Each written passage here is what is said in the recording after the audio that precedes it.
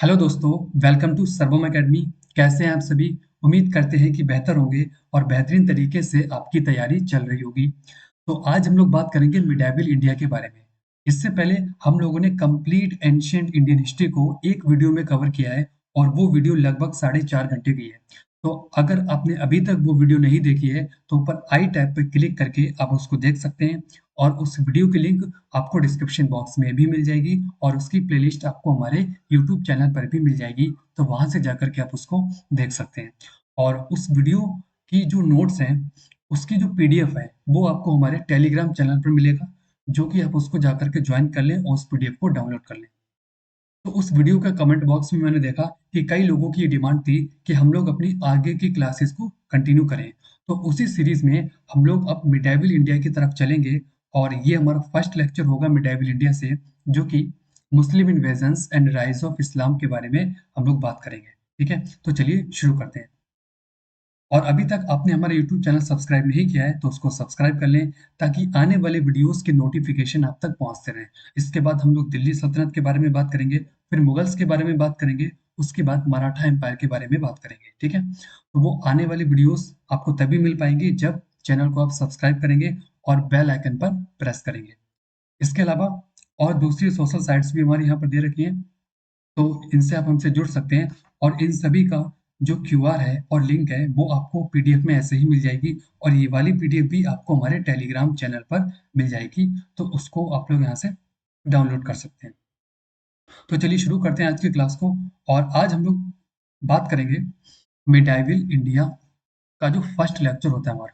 ठीक है, और इसमें हम लोग Muslim invasions and rise of Islam के बारे में बात करेंगे। ठीक है, तो एंशियंट इंडिया में हम लोग बुद्धिज्म, जैनिज्म और हिंदुज्म को ज्यादा पढ़ते हैं। ठीक है, मुस्लिम का कोई भी एक तरीके से कॉन्सेप्ट या कोई भी जो डिस्क्रिप्शन है वो हमें एंशियंट इंडिया में देखने को नहीं मिलता है। ठीक है, तो मुस्लिम की जो स्टार्टिंग है वो मिडाइवल इंडिया से देखने को मिलती है। ठीक है, इसमें मुगल्स हो गए, दिल्ली सल्तनत हो गई। ठीक है, ये सारी हम मिडाइवल इंडिया में पढ़ते हैं, ये सारे मुस्लिम रूलर्स के बारे में पढ़ते हैं। ठीक है, तो ये जो हमारा लेक्चर होगा वो होगा मुस्लिम इन्वेजन्स और राइज ऑफ इस्लाम से।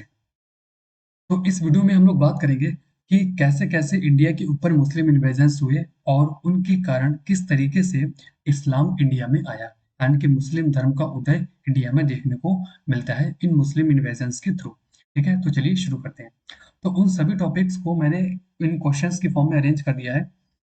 तो सबसे पहले क्वेश्चन के बारे में बात करेंगे कि who was the Muslim invader to successfully invade India in 712 AD। यानी कि 712 ईस्वी में भारत पर सफलतापूर्वक आक्रमण करने वाला मुस्लिम आक्रमणकारी कौन था। इस क्वेश्चन को करने से पहले हम लोग थोड़े से डिस्क्रिप्शन के बारे में पहले बात करेंगे। ठीक है, तो अगर हम लोग ये बात करें कि इंडिया के ऊपर किन किन मुस्लिम्स ने अटैक किया है, ठीक है, तो मुस्लिम इन्वेजन्स ऑफ इंडिया यानी कि भारत पर कौन कौन से मुस्लिम आक्रमण हुए हैं, तो इसमें हम लोग दो लोगों के अटैक्स पढ़ते हैं। ठीक है, अब देखते हैं कौन कौन से हैं वो। तो सबसे पहले हम लोग बात करते हैं अरब इन्वेजन के बारे में, यानी कि अरबों के आक्रमण के बारे में। उसके बाद बात करेंगे हम लोग यहाँ पर तुर्क इन्वेजन, यानी कि तुर्कों के आक्रमण के बारे में। तो अगर हम अरब इन्वेजन के बारे में बात करें तो इसमें हमें मोहम्मद बिन कासिम का नाम सबसे इंपॉर्टेंट देखने को मिलता है। ठीक है, और इसने कब अटैक किया था, तो 712 एडी में इसने इंडिया के नॉर्थ वेस्ट वाले रीजन पर अटैक किया था। इसके अलावा हम अगर बात करें तो इससे पहले भी हमें मुस्लिम इन्वेजन देखने को मिलता है। ठीक है, लेकिन वो सक्सेसफुल नहीं हो पाए थे। ठीक है, तो जो पहला सक्सेसफुल मुस्लिम इन्वेजन था वो अरबों का था और उसमें भी मोहम्मद बिन कासिम का था 712 एडी में। ठीक है, उसके बाद अगर हम तुर्क इन्वेजन के बारे में बात करें तो इसमें हमें दो का नाम याद रखना है। सबसे पहला महमूद गजनवी का। ठीक है, इसने 1000 से लेकर के 1027 एडी के बीच इंडिया के ऊपर 17 बार आक्रमण किया है। ठीक है, और इसमें से जो इंपॉर्टेंट अटैक्स होंगे उसके बारे में हम लोग जब क्वेश्चन आएगा तब बात करेंगे। ठीक है, तो इतनी ज्यादा टाइम इसने इंडिया के ऊपर अटैक किया था। ठीक है, फिर दूसरा हम लोग पढ़ेंगे मोहम्मद गौरी के बारे में। ठीक है, इसका हमें फर्स्ट इन्वेजन 1175 एडी के आसपास देखने को मिलता है। तो दो इन्वेजन याद हो गए बिल्कुल, कौन सा, एक अरब इन्वेजन जिसमें मोहम्मद बिन कासिम को पढ़ेंगे, दूसरा तुर्क इन्वेजन जिसमें हम लोग महमूद गजनवी और मोहम्मद गौरी को पढ़ेंगे। अब बात करते हैं क्वेश्चन की। तो क्वेश्चन में हमसे यही पूछा है कि वो फर्स्ट मुस्लिम इन्वेडर कौन था जिसने सक्सेसफुली इन्वेड किया इंडिया को 712 एडी में। तो किसने किया था? तो मोहम्मद बिन कासिम ने किया था, अभी हम लोगों ने बात की, ठीक है? तो इसका ऑप्शन नंबर ए सही हो जाएगा। अब इसके डिस्क्रिप्शन के बारे में थोड़ी-सी बात करते हैं कि मोहम्मद बिन कासिम कौन था, ठीक है? तो Mohammad bin Qasim was an Arab military commander in the service of the Umayyad khalifa, ठीक है? तो मोहम्मद बिन कासिम उमैयद खलीफा की सेवा में एक अरब सैन्य कमांडर था, यानी कि मिलिट्री कमांडर था, ठीक है? किसका? उमैयद खलीफा की सेवा में, जिसने रेवार की लड़ाई में अंतिम हिंदू राजा दाहिर से सिंध की मुस्लिम विजय का नेतृत्व किया था। यानी कि जब मोहम्मद बिन कासिम ने अटैक किया था इंडिया के नॉर्थ वेस्ट वाले पार्ट पर, तो उस टाइम पर जो सिंध का जो रूलर था वो कौन था? वो था राजा दाहिर। तो इससे इसका बैटल हुआ था और इसको हम लोग बैटल ऑफ रेवार, यानी कि रेवार की लड़ाई के नाम से इसको हम लोग जानते हैं। और बिल्कुल सफलतापूर्वक इसने सिंध वाले रीजन पर कब्जा कर लिया था मोहम्मद बिन कासिम ने, ठीक है? इसके अलावा इस क्वेश्चन में आपको एक वर्ड देखने को मिल रहा होगा, खलीफा, ठीक है? इसका मीनिंग क्या होता है? ठीक है? इसके मीनिंग जानने के लिए हम लोग आगे बात करेंगे, जब हम लोग मोहम्मद साहब के बारे में पढ़ेंगे, तब उसके बारे में बिल्कुल डिटेल से बात करेंगे, ठीक है? तो इस क्वेश्चन से आपको इतनी इंफॉर्मेशन याद रखनी है कि 712 ईडी में मोहम्मद बिन कासिम ने अटैक किया था सिंध वाले रीजन पर, ठीक है? और उस टाइम पर जो सिंध का रूलर था वो कौन था? तो वो था हमारा राजा दाहिर, ठीक है? ये 2-3 क्वेश्चन यहाँ से आपको मिल जाएँगे। अगले क्वेश्चन की बात करते हैं। अगला क्वेश्चन हमारा कि which of the following book mentions the Arabs invasion of India, यानी कि निम्नलिखित में से किस पुस्तक में भारत पर अरबों के आक्रमण का उल्लेख मिलता है, ठीक है? अब जैसे ये इंडिया होगी हमारी, ठीक है? तो ये इंडिया का नॉर्थ वेस्ट वाला रीजन है। तो जितने भी अटैक्स हमको देखने को मिलते हैं, वो इंडिया के नॉर्थ वेस्ट वाले पार्ट से ही देखने को मिलते हैं। ये नॉर्थ ही वेस्ट। तो इस वाले रीजन रीजन से ही हमें अटैक्स देखने को मिलते हैं। तो इस वाले रीजन से इन्वेडर्स आते गए और अटैक करते गए। तो यहीं पे हमारा सिंध पड़ता है, ठीक है? तो ये जो अरब इन्वेजन हुआ था नॉर्थ वेस्ट वाले रीजन सिंध पर, इस बात की जानकारी हमको कहाँ से मिलती है? यानी कि किस बुक में ये बात मेंशन है कि हाँ, अरब इन्वेजन हुआ था? क्योंकि हिस्ट्री जो है वो टोटली सोर्सेस पर बेस्ड है, ठीक है? आर्कियोलॉजिकल और लिटरेरी सोर्सेस। तो या तो आर्कियोलॉजिकल मिला होगा या तो लिटरेरी सोर्स मिला होगा। तो इन दोनों में से कोई ना कोई एक तो मिला ही होगा। तो या फिर कोई बुक मिली होगी, तो उसी बुक के बारे में पूछ रहा है कि वो कौन-सी बुक है जो कि हमें अरब इन्वेजन के बारे में जानकारी बताती है, ठीक है? तो वो हमारी कौन-सी है? वो है हमारी चचनामा, यानी कि ऑप्शन नंबर डी जो है वो इसका सही हो जाएगा। अब इसके बारे में थोड़ा डिस्क्रिप्शन देख लेते हैं कि और इससे कैसे क्वेश्चन बन जाएगा, ठीक है? तो the Chachnama also known as Fatehnama Sindh. तो चचनामा को हम लोग फ़तेहनामा सिंध के नाम से जानते हैं, क्यों? क्योंकि अरब ने सिंध वाले रीजन पर पहले अटैक किया था और सिंध को एक तरीके से अपने कब्जे में कर लिया था, उस पर फतेह कर ली थी, ठीक है? उसको जीत लिया था। इसलिए इस बुक को हम लोग एक नाम से और जानते हैं, वो है फतेहनामा सिंध, यानी कि सिंध पर फतेह कर ली, ठीक है? एंड एज तारीख ए हिंद और सिंध, और तारीख ए हिंद के नाम से भी हम लोग इस बुक को जानते हैं। और ये सबसे मेन हिस्टोरिकल सोर्स है, ठीक है? जो कि हमें सिंध की हिस्ट्री के बारे में बताता है, ठीक है? कौन से टाइम पीरियड के बीच में? 7th to 8th century C, यानी कि 7th से 8th सेंचुरी सी के बीच में अरब ने जो अटैक्स किए थे सिंध वाले रीजन पर, उसके बारे में जानकारी। इसके अलावा और कौन-कौन से यहाँ पर रूलर्स थे, उसके बारे में जानकारी हमें टोटली चचनामा में देखने को मिलती है। ठीक है? तो एक क्वेश्चन आपको ये मिल गया, क्या? कि इसका एक नेम आपको ये याद रखना है, इसके अलावा एक नेम आपको ये याद रखना है, ठीक है? अब और कौन सा क्वेश्चन बनेगा यहाँ से? और क्वेश्चन ये बनता है कि the Chachnama which was originally N Arabic work, यानी कि जब ओरिजिनली इस बुक को लिखा गया था, तब वो कौन-सी लैंग्वेज में थी? अरेबिक लैंग्वेज में थी, यानी कि अरेबिक बुक थी। लेकिन इसका बाद में पर्शियन में ट्रांसलेशन किया गया, किसके द्वारा? अली कूफी के द्वारा। तो एक क्वेश्चन यहाँ से बन जाता है। तो पहला क्वेश्चन ये होगा कि किस लैंग्वेज में इसको कंपोज़ किया गया था इनिशियली? ये तो वो थी हमारी अरबिक लैंग्वेज, और उसको पर्शियन में किसने ट्रांसलेट किया? तो अली कूफी ने किया था। कब किया था? नासिरुद्दीन कुवाचा के टाइम पीरियड में, यानी कि जब लगभग दिल्ली सल्तनत का टाइम पीरियड आ चुका होगा, ठीक है? तो इतने क्वेश्चन्स आपको इस क्वेश्चन से देखने को मिलेंगे, ठीक है? अगर वीडियो पसंद आ रही है तो एक बार इसको लाइक कर दें, ठीक है? अब बात करते हैं हम लोग थर्ड क्वेश्चन के बारे में। थर्ड है कि the first Muslim invader to impose jizya tax in India was, यानी कि भारत में जजिया कर लगाने वाला पहला मुस्लिम आक्रमणकारी था, यानी कि कौन था? उसका नाम पूछा है। तो अभी हम ऊपर बात किसके बारे में की थी? मोहम्मद बिन कासिम के बारे में बात की थी। तो किसने लगाया था जजिया कर?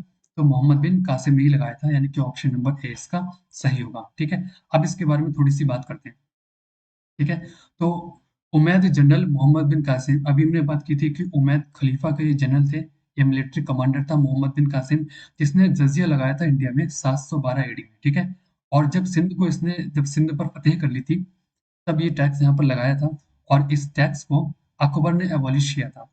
मतलब अकबर ने इस टैक्स को खत्म कर दिया था। ठीक है? तो ये बात आपको याद रखनी है। तो क्वेश्चन बन गया, लगाया किसने था? तो मोहम्मद बिन कासिम ने लगाया था। और खत्म किसने किया था? तो अकबर ने इसको खत्म किया था, जब हम मुगल पीरियड के बारे में बात करेंगे। ठीक है? अब बात करते हैं कि जजिया टैक्स होता क्या है। ठीक है? तो जजिया टैक्स एक्चुअल में एक ऐसा टैक्स था जो नॉन मुस्लिम्स को देना पड़ता था।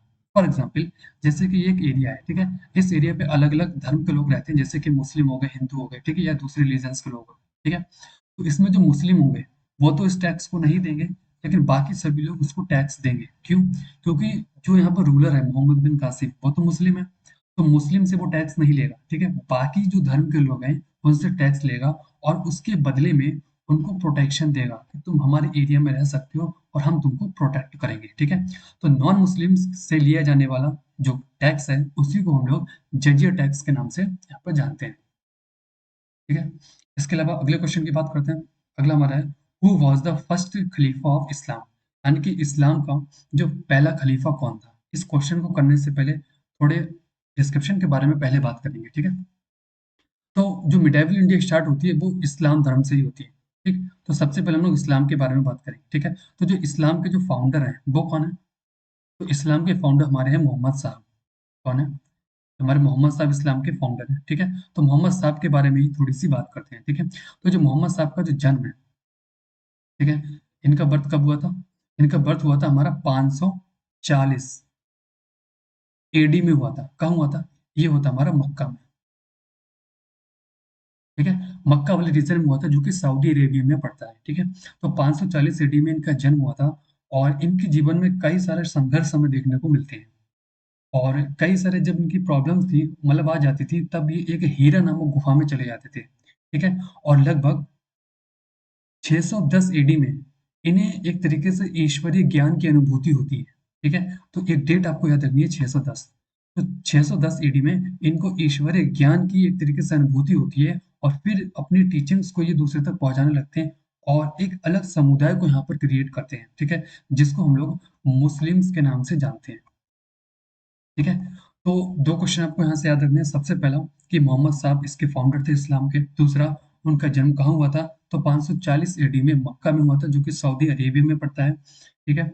इसके अलावा एक डेट और याद रखनी है, क्या? 610 एडी में इनको ज्ञान की प्राप्ति हुई, या फिर हम लोग बात करते हैं फाउंडर ऑफ इस्लाम, यानी कि इस्लाम की फाउंडेशन हुई। ठीक है? तो इसी डेट में हमें इस्लाम की फाउंडेशन भी देखने को मिलती है। ठीक है? तो फाउंडर ऑफ इस्लाम कौन है? मोहम्मद साहब है। ठीक है? 610 एडी में इसका हमें क्या देखने को मिलता है? फाउंडेशन देखने को मिलती है।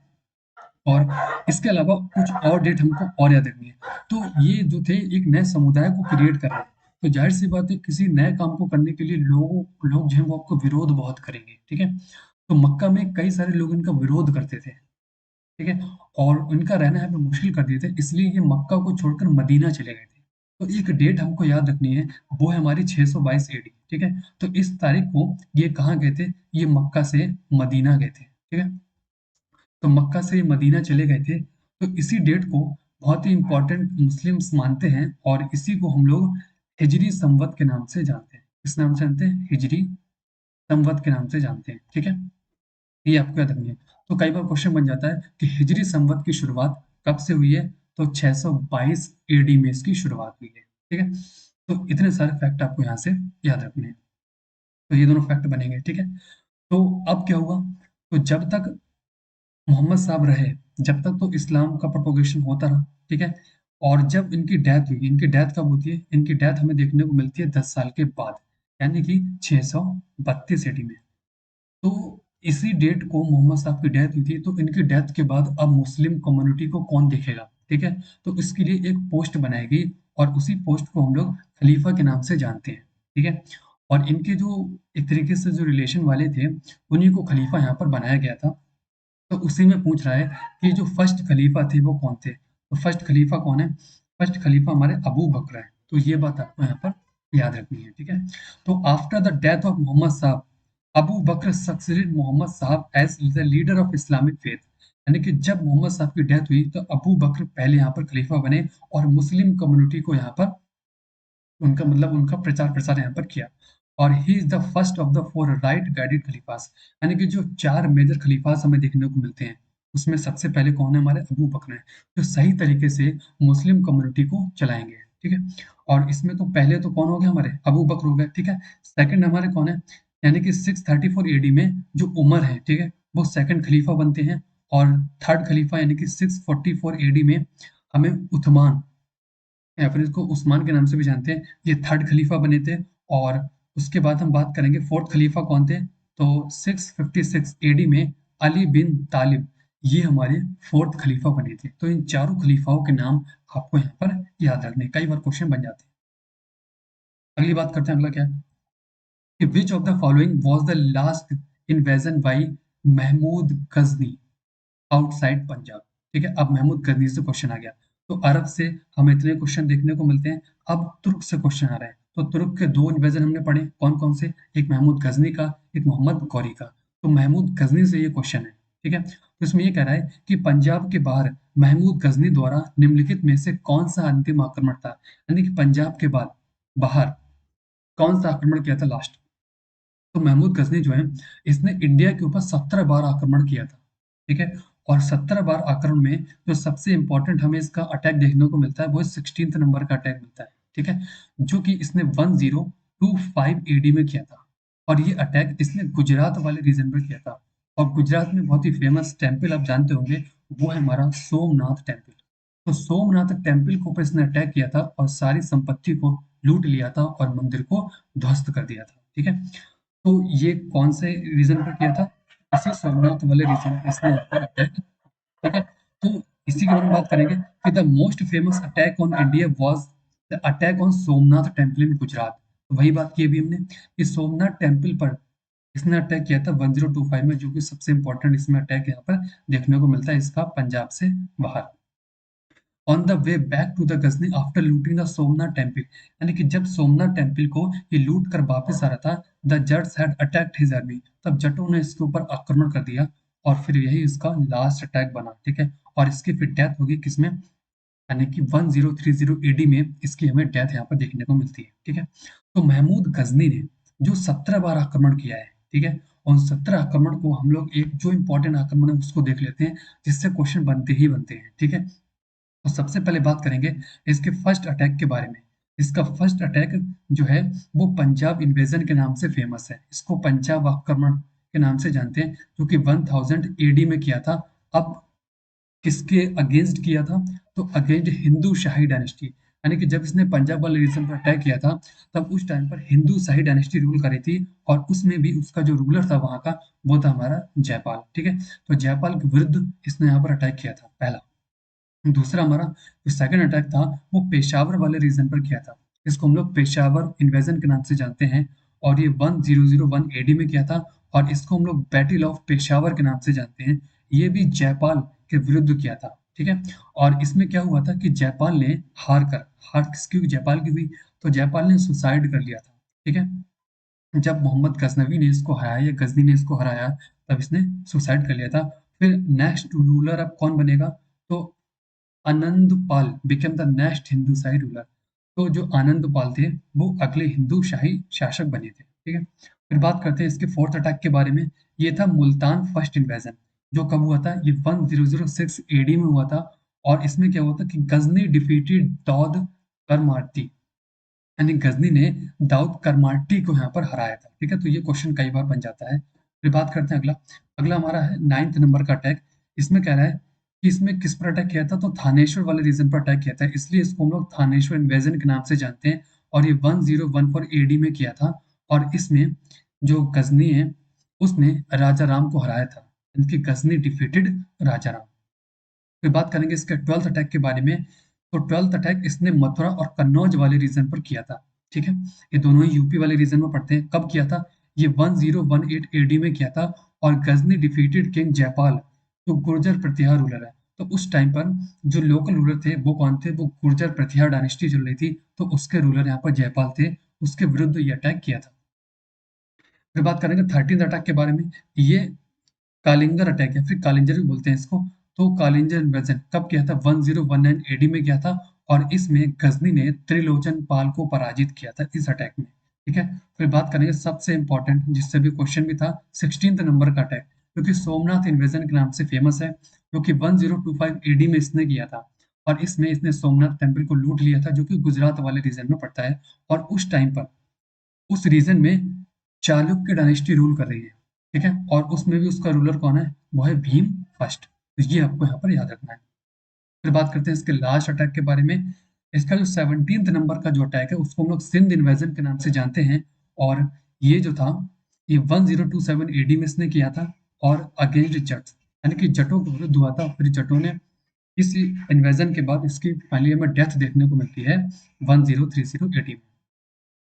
ठीक है, तो इतने सारे क्वेश्चंस इसके अटैक से बन जाते हैं। तो जिन जिन से क्वेश्चन मोस्टली बनते हैं वो सारे ही मैंने यहाँ पर अटैक कवर किए हैं। ठीक है, फिर बात करते हैं अगले के बारे में।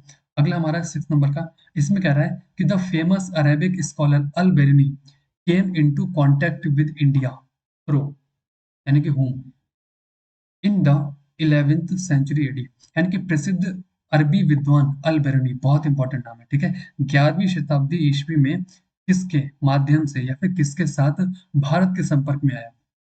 तो किसके साथ आया था? तो ये आया था Mahmood Ghaznavi.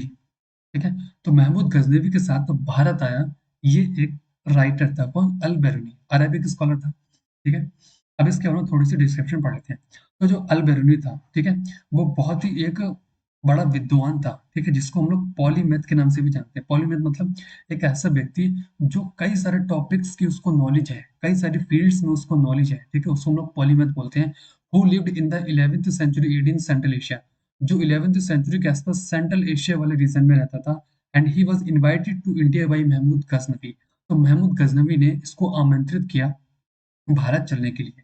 Who was impressed by his knowledge and expertise in various field. क्यों क्यों आमंत्रित किया? क्योंकि महमूद गजनवी को ये पता था कि जो अलबेरूनी है बहुत ही ज्यादा टैलेंटेड व्यक्ति है, बहुत ही ज्यादा नॉलेज है इनके अंदर और बहुत सारी फील्ड्स में ये महारत हासिल है इनको। इसलिए जब वो इंडिया आया तब अलबेरूनी को भी वो साथ लेकर के आया। ठीक है, फिर बात करते हैं कि the famous work of Al Biruni, यानी कि अल बरूनी के जो मेन इंपॉर्टेंट काम है कौन कौन से, यानी कौन कौन से उसने बुक्स लिखी हैं, तो उसके बारे में बात करते हैं। ठीक है, और एक क्वेश्चन ये आपको याद रखना है कि ये बहुत इंपॉर्टेंट क्वेश्चन है कि first Muslim who studied Quran, यानी कि पुराणों का अध्ययन करने वाला जो पहला मुस्लिम था वो अल बैरूनी ही था।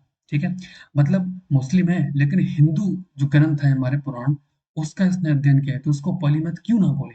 तो अलग अलग फील्ड्स में अलग अलग टॉपिक्स में इसको नॉलेज है। ठीक है, और इसकी जो सबसे फेमस बुक हमें देखने को मिलती है वो है तहकीक हिंद, जिसको हम लोग किताब उल हिंद के नाम से भी जानते हैं। तो ये बुक कई बार पूछ ली जाती है हमसे। ठीक है, इसके अलावा अदर बात करते हैं। ठीक है, अदर राइटर्स, अब कुछ और राइटर्स के बारे में बात करते हैं। तो महमूद गजनवी जो है, ठीक है, या गजनी, तो महमूद गजनी के कोर्ट में हमें कई सारे और स्कॉलर्स देखने को मिलते हैं, तो उसके बारे में बात करेंगे। तो सबसे पहले हमें फिरदौसी देखने को मिलते हैं। इनको हम लोग होमर ऑफ द ईस्ट, यानी कि इनको पूर्व का होमर के नाम से भी इनको जानते हैं, इनका टाइटल है। और इन्होंने जो बुक लिखी है वो है शाहनामा। तो कई बार क्वेश्चन बन जाता है कि शाहनामा किसने लिखी है? तो फिर दौसी ने लिखी है। फिर दूसरा हमारा क्या है? बैहाकी। जो बैहाकी है उनकी जो बुक है उसका नाम है तारीख है सुबुक्तगीन। ठीक है, तो ये दो राइटर्स आपको और याद रखने हैं। और जो किताबुल हिंद के जो रचयिता हैं अल बरूनी, उनका भी नाम आपको याद रखना है।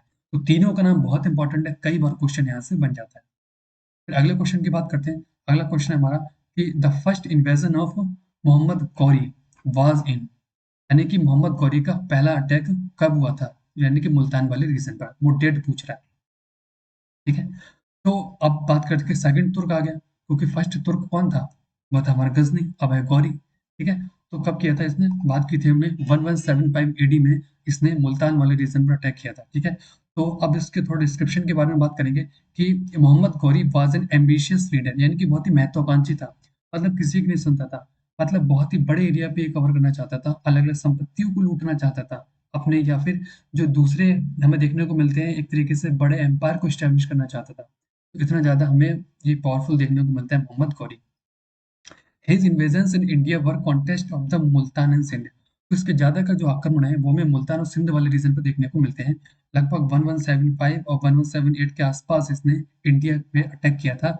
और the first invasion of Mohammad Ghori was in 1175, जो हमने ऊपर बात की। ठीक है? तो 1175 एडी में इसका पहला अटैक हमें मुल्तान वाले रीजन पर देखने को मिलता है और इसने किसको हराया था? तो उस टाइम पे जो उस एरिया में जो रूलर रूल कर रहा था उसका नाम था इसमेलियन। ये था हमारा heretics and was successful in capturing Multan. तो इसको हरा दिया रूलर को और मुल्तान वाले रीजन पर अटैक कर लिया, यानी कि उसको अटैक करके उसका कब्जा कर लिया। ठीक है? तो ये तो हो गया मोहम्मद गौरी। अब मोहम्मद गौरी के कौन-कौन से अटैक्स हमें इंपॉर्टेंट देखने को मिलते हैं, उसके बारे में बात करते हैं। तो attacks of Mohammad Ghori on India, यानी कि मोहम्मद गौरी का भारत पर हमला कहाँ-कहाँ पर हुआ था, ठीक है? तो सबसे पहले हमें देखने को मिलता है 1175 एडी, जो कि फर्स्ट इन्वेजन ऑफ मुल्तान था, अभी इसी से क्वेश्चन भी था, ठीक है? फिर हमें देखने को मिलता है 1178 एडी में बैटल ऑफ गुजरात। इसको हम लोग बैटल ऑफ गुजरात और बैटल ऑफ कयाद्रा के नाम से भी जानते हैं। अब इस बैटल के बारे में थोड़ी-सी बात करते हैं, यहाँ से क्वेश्चन बन जाते हैं, ठीक है? तो this battle of Mohammad Ghori was against the Hindu ruler Raja Bhimdev second. तो जब इसने गुजरात वाले रीजन पर अटैक किया था तो उस टाइम पे जो हिंदू रूलर था वो कौन था? वो था राजा भीमदेव सेकंड। ठीक है? लेकिन इस टाइम जो था इसकी ज्यादा एज नहीं थी, बहुत ही कम उम्र का था और जो मेन जो सत्ता थी वो इसकी माँ के हाथ में थी। और इसकी माँ का नाम क्या था? नायका देवी। ठीक है? तो सोलंकी डायनेस्टी का ये रूलर था भीमदेव सेकंड, बहुत ही यंग था। लेकिन जो मेन जो एक कमान होती है ना पूरे एम्पायर की या पूरे किंगडम की, वो इसकी मदर नायिका देवी के पास थी और नायिका देवी ने बहुत ही बुरी तरीके से मोहम्मद गौरी को पछाड़ा था। ठीक है? तो मोहम्मद गौरी की ये हमें पहली हार देखने को मिलती है कि एक महिला शासक ने मोहम्मद गौरी को एक तरीके से हरा दिया। तो हमारी भारत की महिलाएं वैसे भी बहुत ही बड़ा काम करती हैं और इसमें हमें नायिका देवी का नाम सबसे इम्पोर्टेंट देखने को मिलता है। तो गुजरात वाले साइड से इसको बिल्कुल हटा दिया था, किसको? मोहम्मद गौरी को। अगली बात करते हैं, अगला क्या है हमारा 8 नंबर का कि who among the following was the best known Chahamana ruler, यानी कि निम्नलिखित में से कौन सबसे प्रसिद्ध चाहमान शासक था। ठीक है? तो जब मुस्लिम इन्वेजन्स हुए तो उस टाइम पर दिल्ली वाले रीजन पर चाहमान डायनेस्टी भी रूल कर रही थी। तो चाहमान डायनेस्टी के साथ भी इसके कई सारे अटैक्स देखने को मिलते हैं, बैटल्स देखने को मिलते हैं। ठीक है? तो सबसे जो बेस्ट नोन चाहमान रूलर है वो कौन थे? तो वो थे हमारे पृथ्वीराज थर्ड। ठीक है? इनको हम लोग पृथ्वीराज चौहान के नाम से भी जानते हैं। ठीक है? तो पृथ्वीराज थर्ड या फिर इनको हम लोग पृथ्वीराज चौहान के भी नाम से जानते हैं और ये चाहमान रूलर थे। ठीक है? इनको हम लोग चौहान डायनेस्टी के भी नाम से भी जानते हैं। ठीक है? इस डायनेस्टी को हम लोग चौहान डायनेस्टी के नाम से भी यहाँ पर जानते हैं। ठीक है? और ही रूल्ड, यानी कि इसने इन्होंने जो था वो कौन से रीजन पर यहाँ पर रूल किया था? तो बहुत ही फेमस रूल देखने को मिलता है यहाँ पर, ये था हमारा सपाद लक्ष्य। तो सपाद लक्ष्य वाले रीजन पर इन्होंने रूल किया था, जो कि ट्रेडिशनल चाहमान टेरिटरी के अंदर हमें देखने को मिलता है। अगर प्रेजेंट की बात करें तो इंडिया का जो नॉर्थ वेस्ट वाला पार्ट है उसमें हमें देखने को मिलता है। ठीक है? He controlled much of present day Rajasthan, Haryana और दिल्ली। और ये जो रीजन था ये प्रेजेंट में राजस्थान, हरियाणा और दिल्ली वाला रीजन हमें देखने को मिलता है और दूसरे मध्य प्रदेश और उत्तर प्रदेश के रीजन में देखने को मिलते हैं। ठीक है? अब ये चौहान डायनेस्टी से क्वेश्चन है तो हम लोग अजमेर की, यानी कि दिल्ली और अजमेर की जो चौहान डायनेस्टी थी उसके बारे में थोड़ी सी बात करेंगे। तो जो चौहान डायनेस्टी थी दिल्ली और अजमेर की, इसमें कुछ इंपॉर्टेंट रूलर्स हैं उसके बारे में बात करेंगे। तो इसके जो फर्स्ट रूलर हमें देखने को मिलते हैं और उसके फाउंडर भी देखने को मिलते हैं, वो कौन है? वो है हमारे वासुदेव। तो इस डायनेस्टी के फाउंडर कौन है? वासुदेव। तो ये क्वेश्चन डायरेक्टली हमसे यहाँ से पूछ लेता है। उसके बाद मैंने इंपॉर्टेंट रूलर्स को ही लिया है जिससे क्वेश्चन बनते हैं। उसके बाद यहाँ पर विग्रहराज द्वितीय यानी कि सेकंड, फिर अजय राज सेकंड, उसके बाद विग्रहराज तृतीय, फिर पृथ्वीराज तृतीय। तो सबसे इंपॉर्टेंट रूलर हमें यही देखने को मिलते हैं। तो इनके बारे में थोड़े क्वेश्चन और कैसे बनेंगे उसके बारे में बात करते हैं। ठीक है? तो पृथ्वीराज थर्ड यानी कि पृथ्वीराज चौहान के बारे में थोड़ी सी बात करते हैं। ये इनकी पिक्चर है। ठीक है? तो इनके फादर का नाम क्या था? इनके पिता का नाम सोमेश्वर था और इनकी माता का नाम कर्पूरा देवी था। ठीक है? And he got Delhi and Ajmer from Delhi founder Anant Pal Tomar. ठीक है? अब क्वेश्चन ये बनता है कि दिल्ली की फाउंडेशन किसने की थी? तो तोमर रूलर थे कौन? अनंग पाल, जिन्होंने फाउंडेशन की थी। तो इन्हीं से इन्होंने दिल्ली और अजमेर को छीन लिया था। ठीक है? किसने? पृथ्वीराज चौहान ने। फिर बात करते हैं इनके कोर्ट पोएट कौन थे? कई बार ऐसे क्वेश्चन बनता है। तो चंद्र बरदाई इनके कोर्ट पोएट हैं और इनकी एक बहुत ही फेमस बुक है जो है पृथ्वीराज रासव। ठीक है? जो इनके बारे में हमको डिस्क्रिप्शन बताती है। तो ये हमारे एक सोर्स भी बन जाता है हिस्ट्री का। ठीक है? तो इतना आपको इसमें याद रखना है।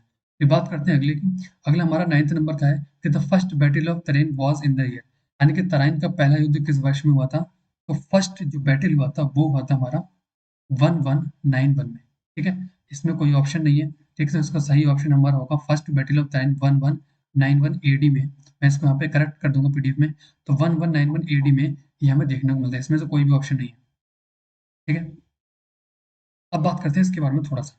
ठीक है, तो जो फर्स्ट बैटल ऑफ तरेन है वो 1191 एडी में लड़ा गया था। किसके बीच में लड़ा गया था? तो गुरेज, यानी कि एक तुर्किश ट्राइब थी, और जिसका लीड कौन कर रहा था, इसका लेड कौन कर रहा था, ये इसका हेड कौन था, वो था हमारा मोहम्मद गौरी, और दूसरी तरफ राजपूत थे। ठीक है, और इनको लेड कौन कर रहा था? पृथ्वीराज चौहान। तो पृथ्वीराज चौहान और मोहम्मद गौरी के बीच में हमें ये बैटल देखने को मिलता है। और इसमें जीत किसकी हुई थी? तो Mohammad Ghori was defeated by Prithviraj Chauhan. तो मोहम्मद गौरी को पृथ्वीराज चौहान ने हराया था, यानी कि जीत पृथ्वीराज चौहान की हुई थी। ठीक है, फिर बात करते हैं अगला क्या है। अब अगले ही साल हमें एक और बैटल देखने को मिलता है 1192 एडी में, जिसको हम लोग सेकंड बैटल ऑफ तराइन के नाम से जानते हैं। और इसमें किसकी जीत हुई थी? इसमें पासा बिल्कुल पलट गया था। तो इसमें अब मोहम्मद गौरी की जीत हुई थी, पृथ्वीराज चौहान इसमें हार गए थे, और पृथ्वीराज चौहान को इसमें बंदी बना लिया था। ठीक है, फिर बाद में कहानी मिलती है हमको कि इन्होंने शब्द वेदी बाण से मोहम्मद गौरी की हत्या कर दी थी अपने कोर्ट पोइट चंद्रबरदाई की हेल्प से। फिर बात करते हैं अगला क्या है कि 1194 एडी में हमें एक बैटल देखने को मिलता है, बैटल ऑफ चंदावर। ठीक है, तो चंदावर की लड़ाई किसके बीच में लड़ी गई थी? तो जयचंद्र जो कि गहड़वाल रूलर है कन्नौज के, और मोहम्मद गौरी के बीच में। इसमें भी जीत किसकी हुई थी? जीत मोहम्मद गौरी की हुई थी। उसके बाद हमें एक इंपॉर्टेंट डेट देखने को मिलती है 1206 एडी। ठीक है, इसमें गौरी किल्ड बाई खोखर सरदार, यानी कि खोखर सरदार ने गौरी की यहाँ पर हत्या कर दी थी। तो यहाँ पर अब गौरी का भी काम खत्म होता है। ठीक है, तो गजनबी और गौरी दो तुर्क इन्वेजन हमने यहाँ पे देखने को मिलते हैं।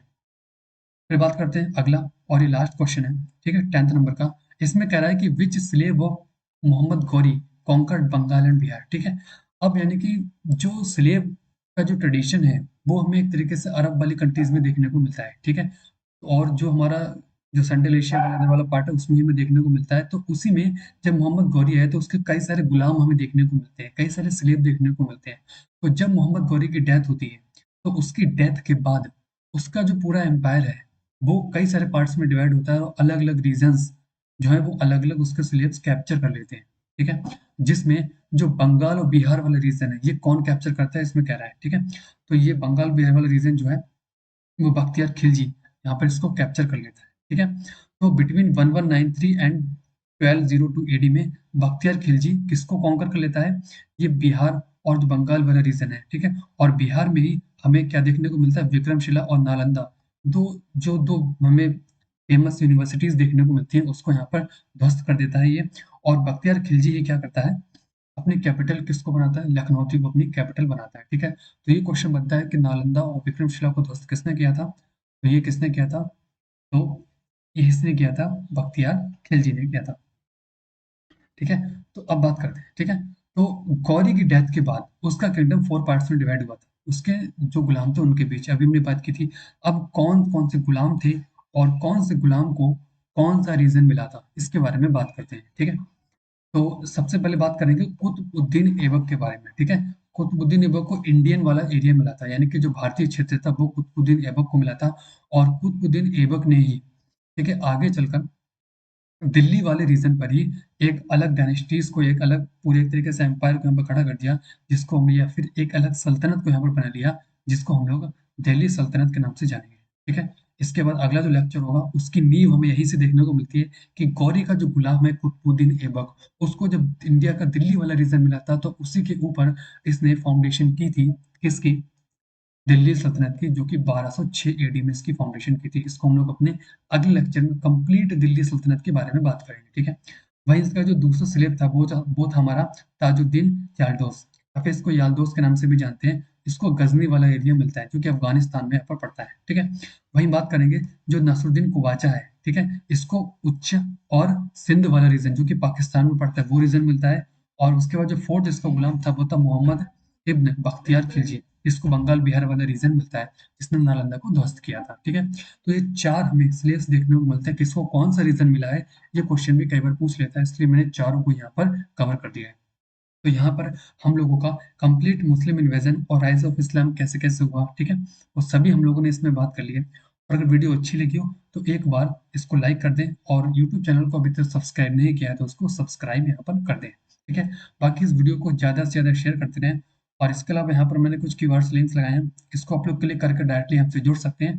और ये जो पीडीएफ है वो आपको हमारे टेलीग्राम चैनल पर मिलेगी, सरमम अकेडमी। तो उसको आप लोग ज्वाइन कर लें, वहाँ से इसको डाउनलोड कर लें। तो आज हम लोगों ने फर्स्ट लेक्चर कंप्लीट कर लिया है मुस्लिम इन्वेजन और राइज ऑफ इस्लाम से। इसके बाद हम लोग दिल्ली सल्तनत के बारे में बात करेंगे, जो कि वीडियो आपको जल्दी ही मिल जाएगी। बाकी मिलते हैं अगली वीडियो में। Thank you.